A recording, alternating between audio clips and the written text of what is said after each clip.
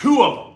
Yes. One, Ooh. did the Pacers make themselves a lot better, a little bit better, or is, and I've been thinking about this, is Alec Pierce ready to make a jump for the Colts? Those are my two questions of the day. The first one, they made themselves a little bit better in free agency. The second one, he better be. Yeah. If he's not, they got trouble. You digging Obi Toppin? Obi Toppin? I don't know. He got like 34 in the regular season finale against the Pacers, and he looked really good. Yeah. But the Pacers then drafted a 4 who could start, so you know that in the regular season finale, they were playing somebody that they wanted to replace. So I don't know what... Obi Toppin, he was 8th, right? Coming out of Dayton, taking 8th. Yeah. What do you think of Obi Toppin? I like Obi Toppin. I think Obi Toppin is the prototype NBA player. But I'm going to tell you this. I talked to Obi Toppin one time. Yeah. And I didn't like what I heard. I thought he was a child. Really? Yeah, he's a prototype. Long arm, athletic, can shoot it enough. Looks like an NBA player. I mean, if you're going to drop an NBA player, 6'9", long, that's what they're looking for. Can play, multiple positions. Here's my other question. Let me. Yeah. Okay. Yeah. I'm going to argue with the people who are Please. arguing with you right now, saying that you're too quick to judge. Yes. Yes. Dan is too quick to judge. But your first judgments are right a disproportionate number of the times you have shared them with me. I'm willing, though. You'll learn? I'm willing to give Obi Toppin a long rope. I'm willing to give him some length. I'm willing to say, Obi, here's your opportunity to be a guy. Go be Victor Oladipo, or go have the impact that Oladipo had. Because he's the prototype guy. Yeah. Right. So I'm willing to do that. What are your thoughts on Toppin, other than the fact, look, I don't put any stock in two things. Last regular season game on teams that are out of it, and I would put nothing in the summer league. Right. Zero in the summer league. No. Don't hit me with Miles Plumlee got 20 rebounds. Yeah. Right, don't. No, if he's the backup to Jarris Walker, then that's really good. Right. If he's the starter, then you got a problem at the 4. Then you're hoping that he becomes the 8th pick. Yeah.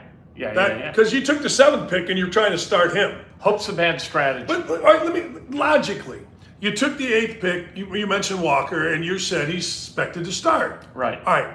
There is no way, in my mind, Obi Toppin came with great credentials. His team was going to be a number 1 seed, if not the overall number 1 seed at Dayton. Right. This isn't a Carolina where they're used to it, or Kentucky. This is Dayton.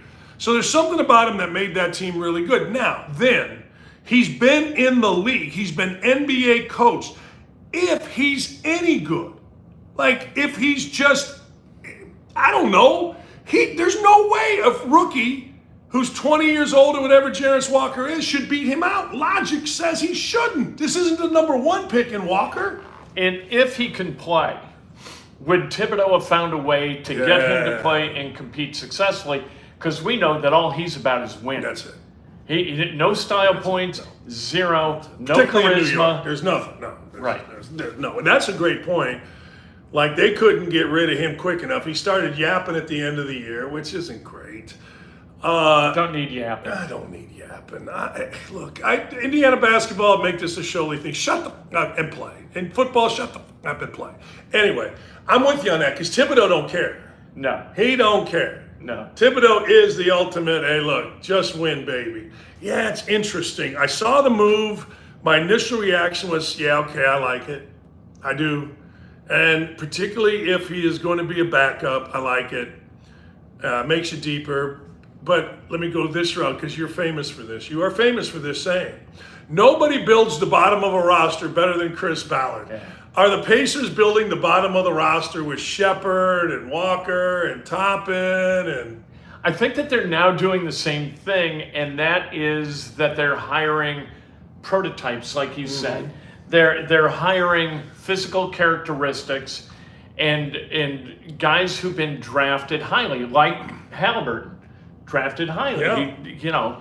They did the same thing when they traded Paul George and went and got Sabonis and Oladipo.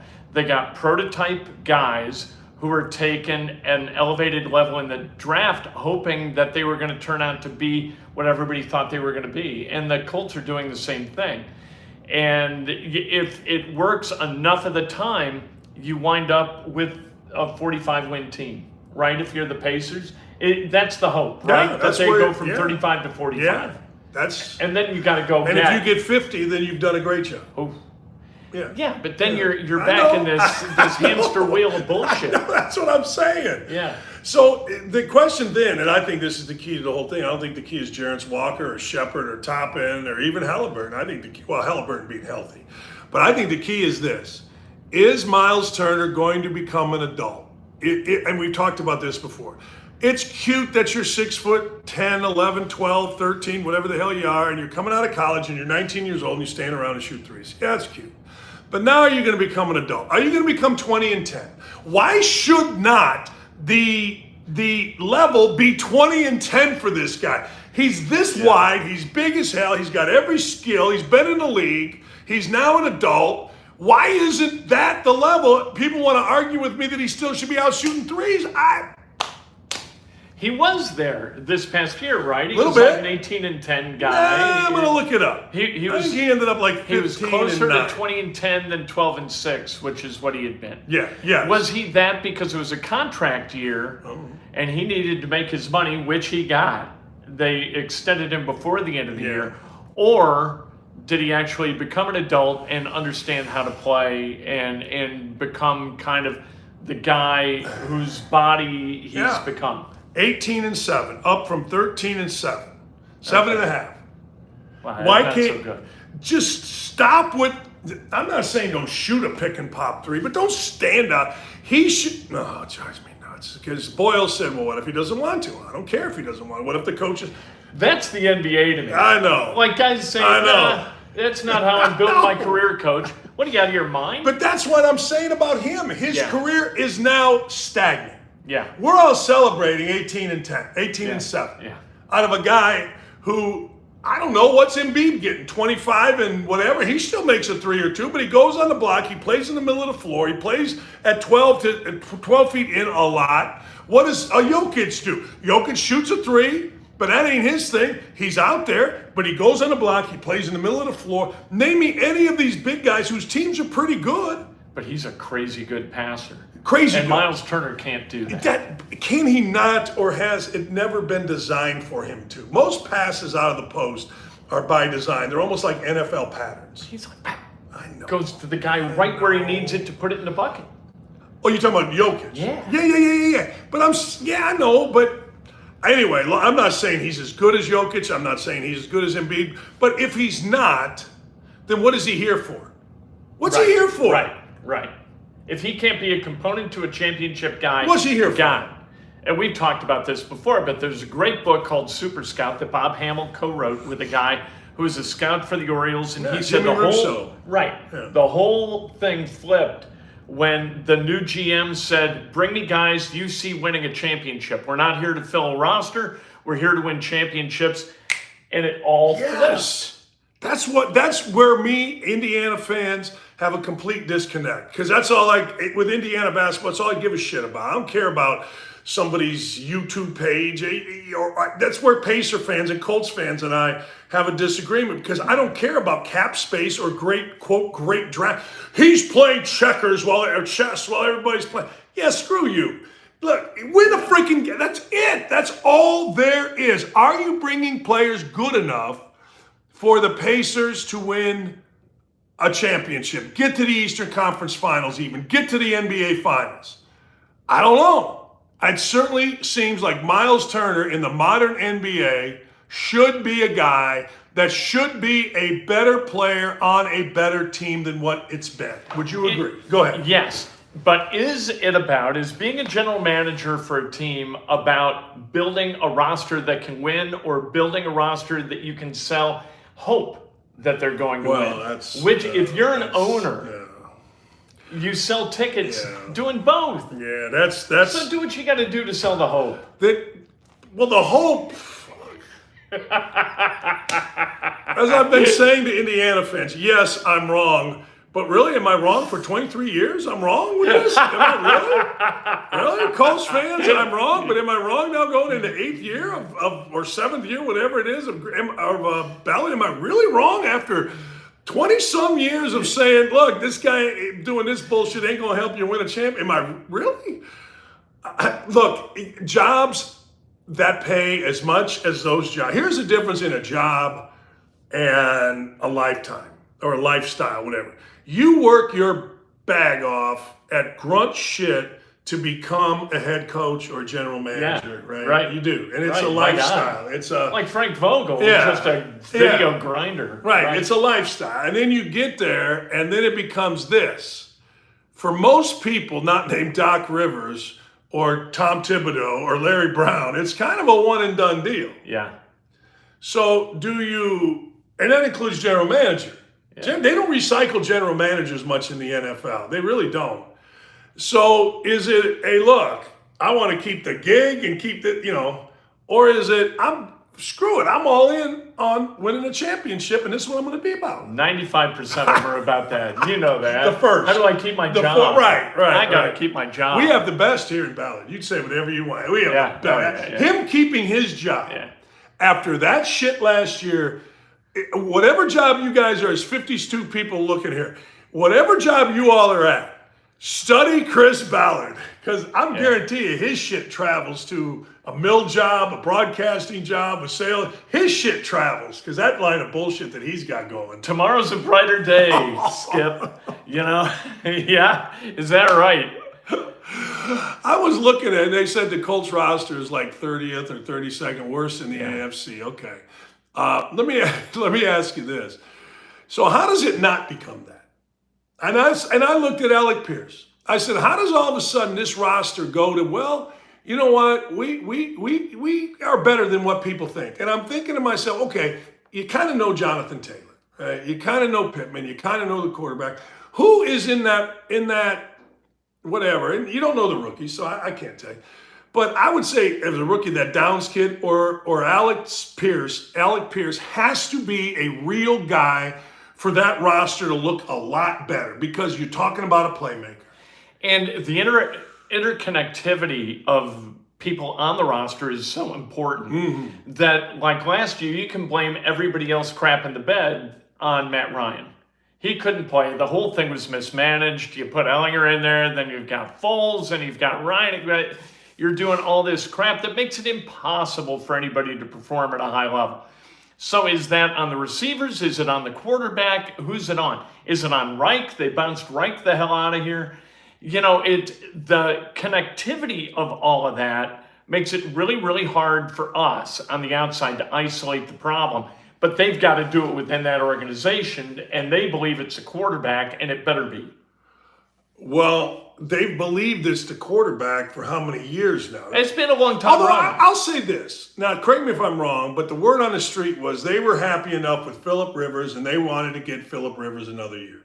They were a little bit surprised when Phillip Rivers didn't stay for a year or two. Am I wrong about that? No, that's true. Yeah. So at least there they thought they had the guy. Right. But now they think they have a guy, or they know they don't have a guy for this year. The Colts know they don't have a guy for this coming year. Well, they do. They've got Richardson. But they know he's not at the level that was going to be. Right, but he's not right now. Maybe. Okay. All right. Well, I wouldn't think so. Like, it rarely happens. Luck is an anomaly. Yeah. Luck doesn't happen every day. Mahomes didn't start, but his first year starting was... Herbert was pretty good. Herbert was pretty good when he got the chance. Remember the punctured lung of Tyrod Taylor? So Herbert got a chance. I would argue that Hurts was pretty good. Yeah. When he got the chance. And what's the commonality there? Yeah, well, Carson Wentz. Well... Or Steichen? Yeah. Oh, shut up. So we got the quarterback whisperer. Oh, God. Another one. Is he Mensa? Is he Mensa? No, he has not said that he is. At least he's a guy who very briefly tells you nothing instead of going on for paragraph after paragraph of telling you nothing, which just wears my ass raw. I had a guy today on my morning show on Don't At Me use Chuck Pagano as what he likes as a guy in the media. I shut up. I didn't say nothing. I just let it go. I all right, okay. Really? Yeah. I just iron sharpens iron, chopping wood. Okay. Well, let me ask you then, because either Darius Leonard or Shaq Leonard. Yeah, I couldn't believe it. No. But Shaq Leonard would be the other guy. Shaq Leonard comes back. The ball finds Shaq Leonard. Well, you know what else? And not a lot of people are talking about it at this point as a cornerback position.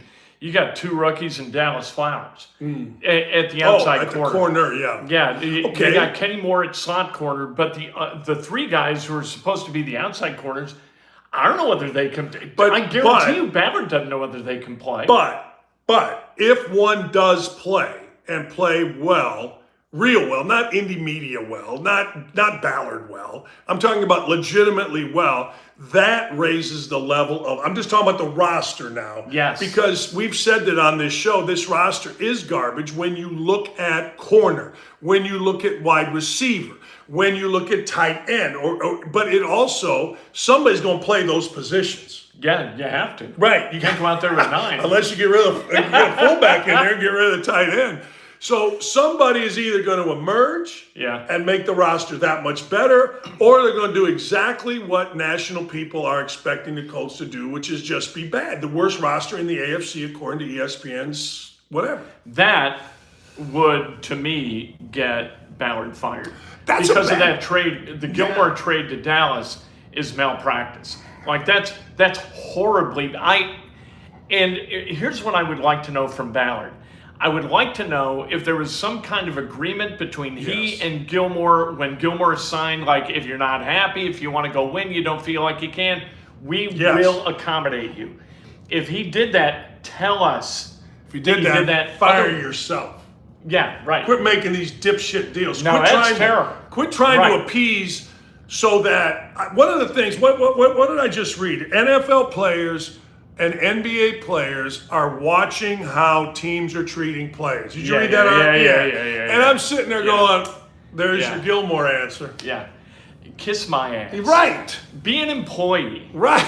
You know, for God's sake, and be an employer. Your role. Be an employer. Right. Hey, look, whoa. Yeah. I'm paying your ass. Yeah. Shut like Damian Lillard. I read an article. Damian Lillard is owed by the Portland Trailblazers. Portland paid the dude $450 million to do what? Yeah. Make commercials for Modelo?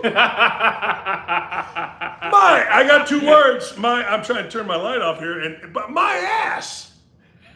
Damian Lillard came from the tough street. Yeah, okay, we all did. Everybody's got a tough street. Yeah, big deal. Win something. I'm in charge here. Hey, we've got to ask Joel Embiid who he would like as teammates. Who he wants surrounding him on the 76ers. What's the matter with the world? And people say, like you people say, that's exactly right. These people are owed. You got people like fans, and this goes on every day on my channel, on the comments. They've got to pay Jonathan Taylor. Why? He deserves it. I want to talk about that stupidity too. Did you see what Ballard said? No. Or what they're saying? No. They want to get a deal done with Jonathan Taylor. Why? Right! It makes no sense Makes at all. no sense. You have him under contract this year. You've got him under contract or your control next year via the franchise tag. You've got it the year after via the franchise tag for an affordable amount of money, probably less than you would have to pay him otherwise. Why? What, you want him for that 8th year, that coveted 8th year where running backs do so well in the NFL? It makes no sense. I don't understand why people on the... We used to resent athletes for being rich. Now we champion them not just for when they're rich, but because we want they them more want rich. Control. Oh yeah, you got to have roster control. What is the matter with people? You know what to your point, the most sickening thing in sports right now? Where's James Harden gonna go? Yeah. Where the fuck is James Harden gonna go? He should go home. And then it was, James Harden opted in on his $35.5 million, but he could have made more else. No, he couldn't have made more elsewhere because James Harden was smart enough to know, damn, They're going to give me $35.5 million to fuck up a team with Joel Embiid? Come on, kid. And get a coach fired. Yeah, which one? Is everyone? Oh my God, yeah. Where will James Harden go? Give these guys control. Well, if the Pacers said we need to know what Miles Turner thinks about his getting teammates in here. That would not work in Indiana. No, it doesn't. And this is how the media works, right? And you know this better than me. They talk about James Harden because it unlocks LA, New York as markets who are going to participate in that conversation. Yeah. They're not talking about Indiana as a potential destination for Harden or Westbrook Sacramento or Lillard. No. Small market doesn't get talked about, but free agents and unpleasant employees who can't win, they're all going to the Knicks, they're all going to the Nets, they're all going to the Lakers, they're going to the Clippers. That's true. We know that's very true. It's like we all like Mark Cuban. Mark Cuban's an Indiana guy. He ran Motley's, ran out on a $10,000 tab. His partner, Mark Wagner from Maryville, Indiana, actually is richer than Cuban, but stays quiet. His mother and my mother, best of friends. Started broadcast.com. But Mark Cuban just made an idiotic move himself, signing Kyrie Irving to big numbers. I mean, let me ask you, in your life, there's 72 people watching. In our life, the two people talking, doesn't the past mean anything to what's going to happen in the future? Yeah. Wait a minute, I've been down this road before. I'm pretty sure I fell off a cliff. Yes. Yeah, I don't understand. Yes. But he's obviously an exceptionally smart guy. Who? Cuban. Yes. Really smart. Yes. How doesn't he understand this? Because I think he's desperate. To your point earlier, you got to sell tickets. Yeah. You got to give hope. Hey, man, let me tell you something. If Luka and Kyrie click, how good are we going to be? We're unstoppable. Nobody will be able to handle us. Yeah. I mean, the biggest part of that whole sentence is if. Who's telling him this? I don't know. Who's making him believe this nonsense? It's like Herb Simon. Is Herb telling Kevin or is Kevin telling Herb? How's all that work? And the same thing with Chris and Jimmy. I can't figure it out. I don't know who, unless they're all complicit in generating this nonsensical fable about hope and championship banners in the offing just around the corner. But we had it here. We just had it with Carson Wentz. Yeah. What was said when Carson Wentz was brought in? Well, Mensa guy, he had his best years when Mensa, Frank Reich, was dictating. And they came together over scripture. How could that go wrong? That's going to win you a championship every time. We got God on our side now. I think God said, look, you two frauds. I'm going to tell you right now. Your ass going to be out of the league shooting bears and catching hell from PETA. And your ass going to be fired at midterm. But I'll give you a break because you're probably a really good guy talking about right. We'll give you another job, but you'll fuck that up too. Wentz still out of work. Ryan's still out of work. The only guy of the previous 6 starting quarterbacks on opening day for the Colts, the only guy who's still got a job in the league is Jacoby Brissett. Tolzien gone, Luck gone, Rivers, Ryan, Wentz, gone. Jeez. That's a hell of a track record. That's the epitome. I mean, if you just go by that is the epitome of panic and taking guys on their last leg. Yeah. Like last leg. Yeah. Like limping around on a leg, barely being able to get to the bar last leg. And it's only the most important position in sports. In sports. So let's just keep shuffling guys through here. Keep bringing them through, and hopefully they landed on the right guy.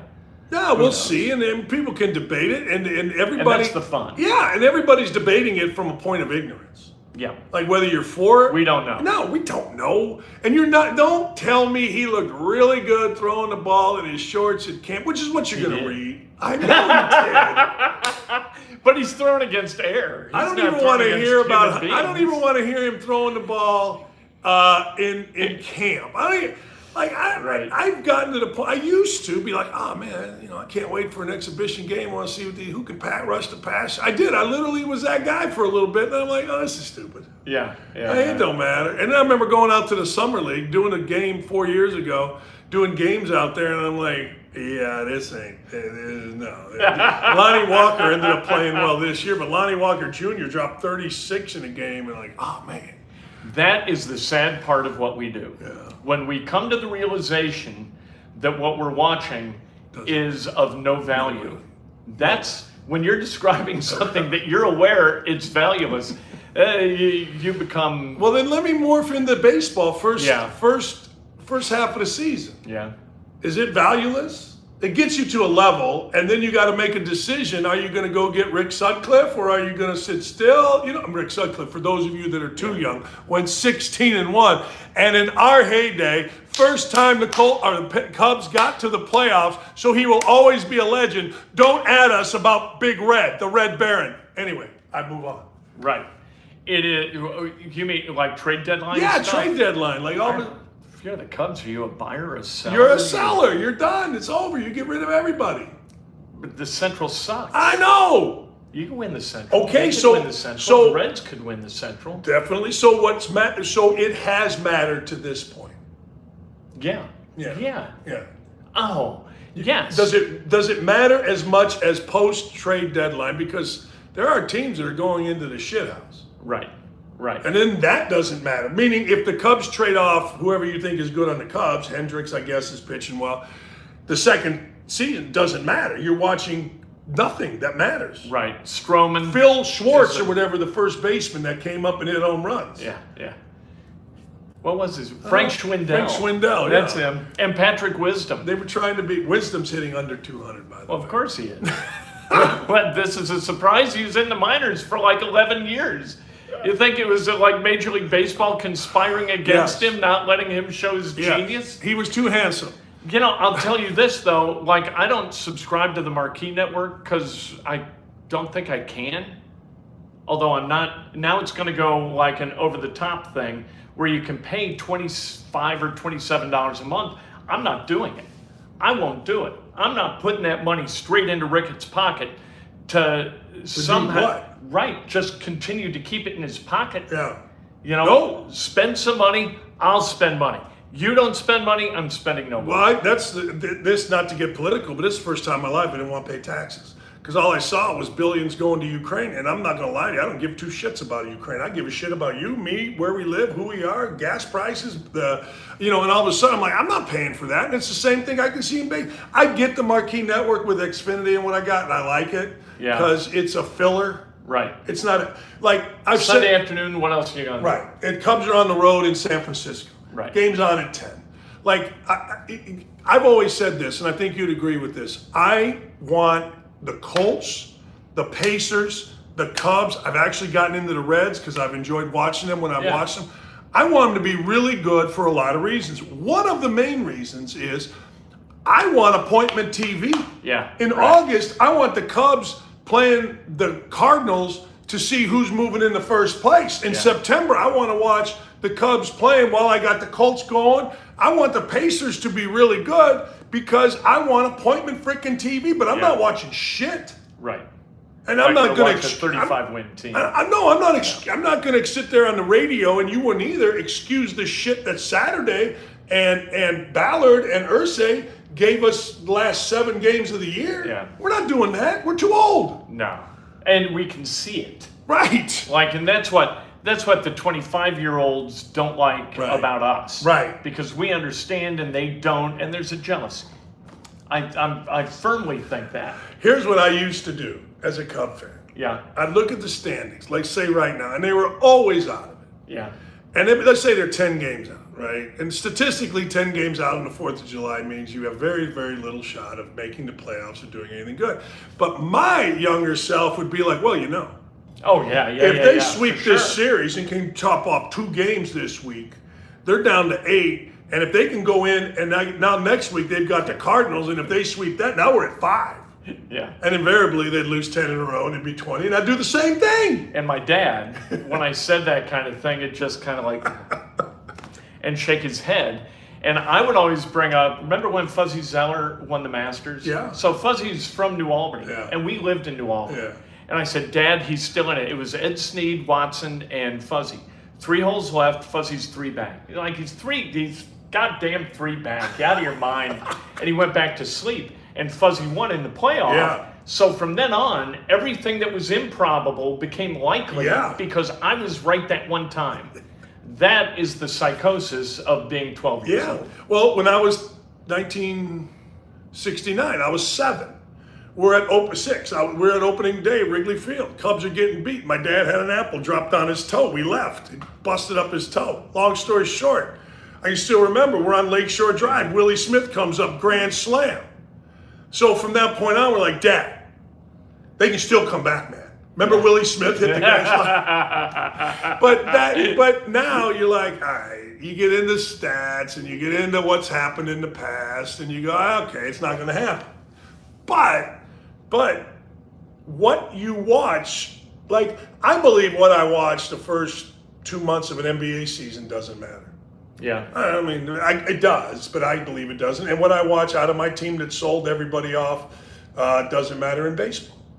I do. I just, NBA Summer League doesn't matter. Well, when you've got 82 games, I'm not going to get all hung up on the first week, the second week. In the NFL, when you got 17. Every week. Damn right. Holy That's cow. why I say to everybody, are you so into cap space, great drafts, when you're walking out of Lucas Oil like you did, I think 5 of the 8 or 7 times last year, and the Colts have lost, are you walking out going, but we got cap space? but we had a great draft. No! You know what you're doing? Oh, that effing so-and-so dropped the ball or all that. That's I guess experience and age. You and I, here's an interesting thing. Go back and look at the McDonald's All-American lists going back. Right. There's like 1 out of 10 slap makes it onto an NBA team, and you're like, oh, I remember that guy. Yeah. Oh yeah. Oh yeah, okay, I remember him. Then you don't know where he went, he never played. But it's amazing what experience does with that kind of stuff. And you can see it. I'll give you the 07 McDonald's All-American game. O.J. Mayo was 2 for about 36. He hit nothing. He shot everything. And I've watched that kid since he was a 6th grader. I was like, that's what you're getting when you draft him. And the Bucks did draft, I think it was the Bucks drafted him. I was like, that dude can't play dead. If he looked like that when he was a 6th grader, that's why he was a great 6th grader. And that drives me nuts. I got an O.J. Mayo story. Really? So I'm the head coach of Bowling Green, 2002. O.J. Mayo's like an 8th grader. I'm watching Rodney Carney. I'm head coach of West Virginia. I need a play. I'm watching Rodney Carney in North Central's gym. Rodney became a really good player. Yeah. Nobody was recruiting him. I'm watching Rodney. Guy says, hey, Dan, O.J. Mayo's playing over at somewhere in the 8th grade tournament. So I get done watching Carney, and I hightail it over to O.J. Mayo's game because he's West Virginia. And I'm in West Virginia. I'm the head coach of West Virginia. I got to know O.J. Mayo. Right. And if he's going to go to college, I got to get O.J. Mayo, right? So I go over there, and O.J. Mayo, it was like, like the president. He had all these hangers on around him, and I went in. Yeah. And I went in and introduced myself to these hangers. Oh no, yeah, we know who you are. Yeah. Like, oh, okay, hey, why don't you go F yourself? And that ended my recruitment of O.J. Mayo. Ryan's team is playing O.J. Mayo's team in Dallas at the BCI National Tournament, whatever. And so there's a call that Julie disagrees with, my wife, my son's mom. And Julie lets the referee know. And so there's an African-American gentleman sitting in front of us, and he turns around and tells my wife to shut the F up, you effing bitch. Oh. And I was like, well, all right. And so there's a stoppage in play right at that moment. I go down on the floor and I bring the referee over to where this guy is. And I'm talking to the ref and say, listen, you need to do something right now. And that is put a muzzle on this gentleman, because if you don't, I'm gonna stick my foot in his fucking ass. And I never looked at him. So the guy gets up and he leaves the gym. And I thought, well, isn't that something? I conveyed that thought perfectly and sent him to his car. He came back in the gym, and a guy named Bob Ashworth, John Ashworth's dad, came up and said, hey, I don't know what he's got in his pocket, but it's got the shape of a gun, and I wouldn't interact with that gentleman another time. I was like, okay. So I called it even. We ended that at a standoff, and I made sure that he left the gym before me, and I kind of watched to make sure his car got the hell out of the lot. Yeah, I don't need to get shot. No, it turned out that was Mayo's grandfather. Oh, a classy gent. Yeah. But Larry Bird loved O.J. Mayo. Larry Bird wanted O.J. Mayo here. That was the best trade they never made. I know. But all right, so let's go back to the Colts for a second. Yeah. Most people saying the Colts have the worst roster in the AFC, at least ESPN and others. Right. How do you equate that? How do you even know? How do you even... They don't know. How do you know? You just go by what? I mean, I'm not arguing with them. I'm not saying they're wrong. But if I were going to look at the AFC, I would say, okay, who has a worse roster? AFC's pretty damn good. You don't know what Richardson is. Nope. You don't know if Taylor's going to be healthy, and you don't know what they got at cornerback at all. They've built from the inside out, by their own admission. They got good inside of the offensive line, I guess, and then good defensive tackles. I don't know. Yeah, so if I'm with you. If I were going to sit there and say, do they have the worst quarterback in the division, in the AFC? Do they have the worst quarterback? I might say yes. We don't know. I would say, but if I were going to rank them right now, I might have to say yes. Because Bryce Young was drafted ahead. Everybody else is a veteran dude. Like Andy Dalton came out and said he thinks he's one of the top 32 quarterbacks. He considers him to be a starter. And I kind of went through it. Like, all right, would you rather have him for this year or Anthony Richardson? I don't want Andy Dalton here instead of Anthony Richardson. Right. I don't want Anthony Dalton or Andy Dalton there in Carolina instead of Bryce Young. No. I don't want him there. Let's just say for the sake of argument that Russell Wilson isn't real or is still shitty. I still don't want him.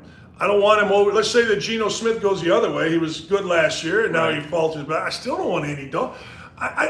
I don't, but then it got me thinking, like, do the Colts right now, for pedigree's sake, have the worst quarterback in the league, in the division, in the AFC? I think he might have the lowest floor. Right, starting floor. I'm talking about starting floor right now. He could wind up being good. But right now, who has a lesser... Yeah, and that's the fallacy of trying to rank all these guys that you've never seen play. Right. Juju Brents might be an all-pro cornerback as a rookie. We don't know. But would you rather have, as a starter, right now, Sam Darnold or Anthony Richardson? Oh, Anthony Richardson. I think so too, but Sam Darnold may be a starter. I know what that is. Yeah. I know what Sam Darnold looks like. I know what Andy Dalton looks like. What about Brock Purdy coming off an injury? See, I think there's a San Francisco effect. I do with too. These guys. I think Yes. Shanahan's a hell of a coach. I think you plug and play. Yeah, and I'm Sterling's the quarterback. I'll win 8 games. I'll win you some. I'm serious about it. It's interesting. Now, are the Colts the opposite? In what sense? In the sense of whoever we plug in. Whoever comes in sucks? Well, it has been. All right, let's go through Rivers. it. But I'll tell you what. Rivers was okay. To your point about watching guys in camp, like that was the COVID camp where they did everything at the headquarters. And we watched that guy. I was like, he can't break a pane of glass. Like there isn't a quarterback in the league that isn't going to go grab balls from this guy. But they didn't. Like he beat him up here. Yeah. And then Ryan came in. And he didn't have here or legs. But with this guy, with Richardson, if he's got the brain, he's got a great arm. He moves great. I don't know. I think you got a chance where you don't have a chance with Dalton. I'm not looking for a top 32 quarterback. No. I'm looking for a top 5 quarterback, and Dalton is not that, and Richardson might be. He could be. At least you got hope, and we're back to hope. We're back to writing checks for hope. Well, that's all you got. I mean, and Minshew, we've talked about this. For those of you just joining, we didn't talk about today, but we've talked about in the past. Minshew and Richardson work out with the same guy. I'll give, if Ballard actually had some forethought and saw that Minshew was the perfect guy to have in there, then that's good. As a backup in the room. But I don't know whether he can play or not. He seems to be able to play against the Colts. It seems like everything that they've done has been to maximize the chance that Anthony Richardson can succeed. But does that give them way too much credit given what's gone on the past 6 years? Is this just serendipity visiting Chris Ballard for once rather than, his bad moves kind of working in concert to cause a collapse?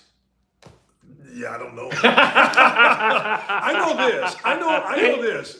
I know if that Downs kid who looks, I watch film. Yeah. I mean, why can't he be because he doesn't have the same level quarterback as a rookie, but why can't he be or have a T.Y. Hilton type initial impact? That's what you're hoping for. Right. That's the hope you're talking about. You're hoping that the 23 draft is the same as the 12 draft, where you've got your quarterback, you got your wideout, and you're picking up some other stuff. I mean, that was a really good draft. People bitch about Grigson.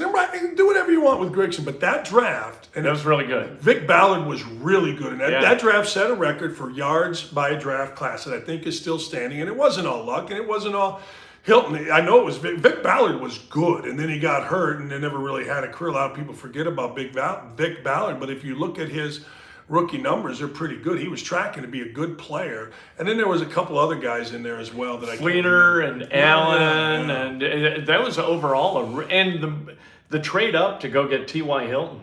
It was really smart. It wound up being smart. I didn't know who T.Y. Hilton was at the time. I remember, though, watching that same thing as Downs. That's why I'm excited a little bit about Josh Downs, because T.Y. Hilton, he remind, like everybody says, because you're the same size, all that, he reminds me of. But when I watch him, I'm like, you know what? This dude looks fast on a football field. Yeah. You know what I mean? And he looks quick on a football field. And the reason I say football field is you can look quick playing against me and Kent, but when you're on a football field, those other guys are pretty quick.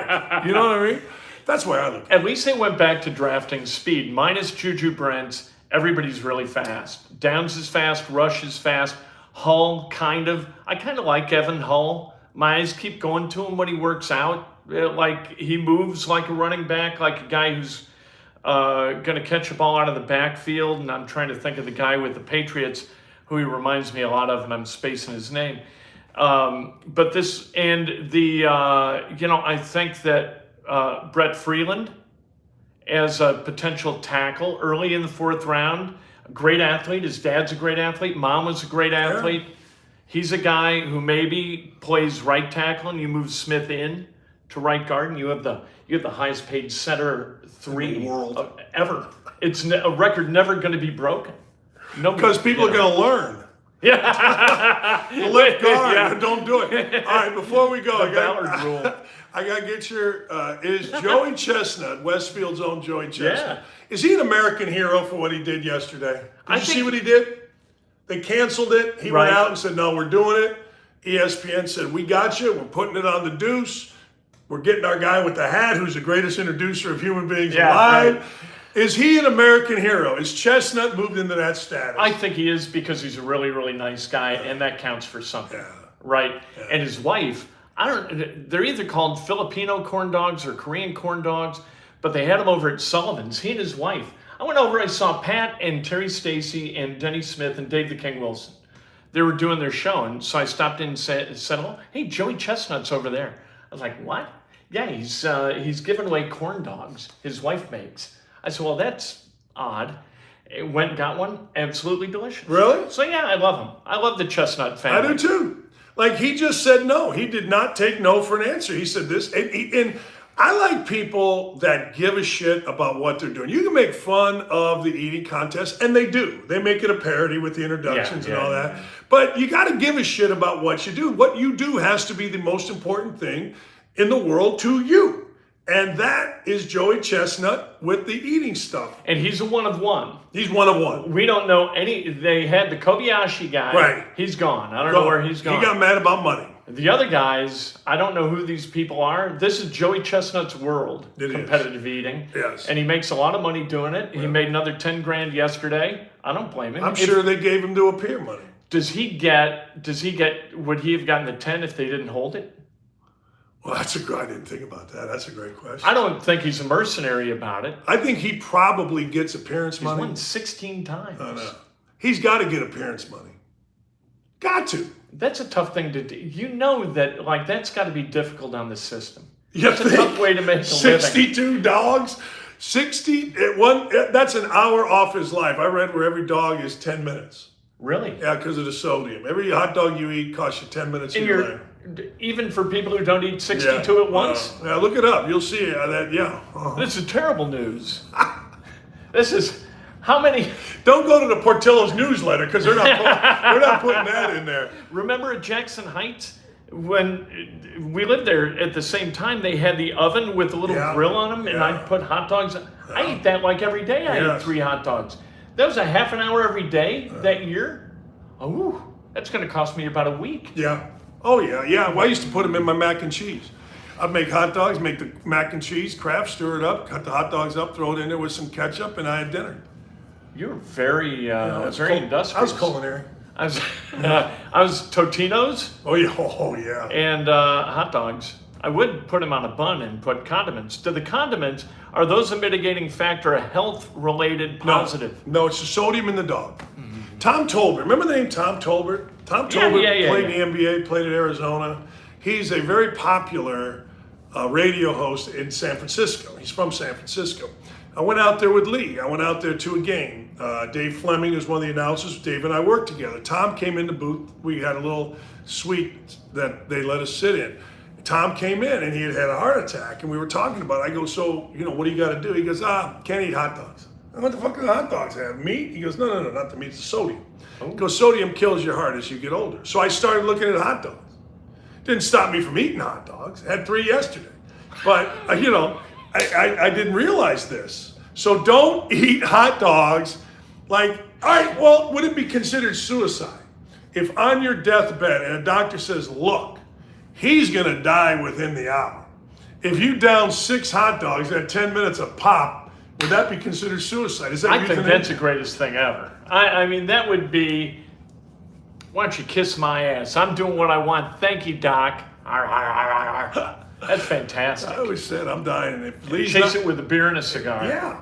If Lee's not around, I'm dying in a pile of hookers and blow. I'm not dying in a freaking nursing home in Crown Point, Indiana, or in Westfield, Indiana. Go out with glory like the fireworks last night. Go out with glory. You know what I'm doing? What are you doing? I got to tell you what I'm doing. So behind my house is guys, and you go around, and the real lakes. This is kind of an inlet. So on the corner, or just around the corner, is a house. Laura and I, we just went out on Saturday. What was that? Oh, I got all my days mixed up. So it was Monday night, the 3rd. Yeah. We go on the 3rd. We're just taking a boat ride. She got herself a bottle of wine. We're just out there. We're going to talk about life. My daughter-in-law, starting a new job. We go around the corner, guy's out there on his dock, and he has fireworks, Kent, from me across this room. I mean, he's got them lined up in front of his house.